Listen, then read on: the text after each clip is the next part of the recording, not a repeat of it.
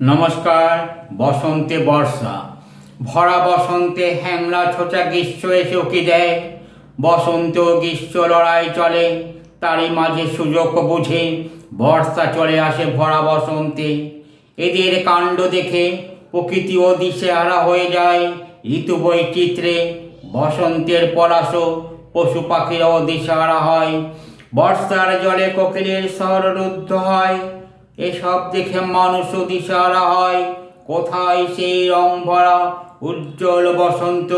গ্রীষ্ম আর বর্ষার লড়াই সুযোগ বুঝে শীত ফিরে আসে বঙ্গে।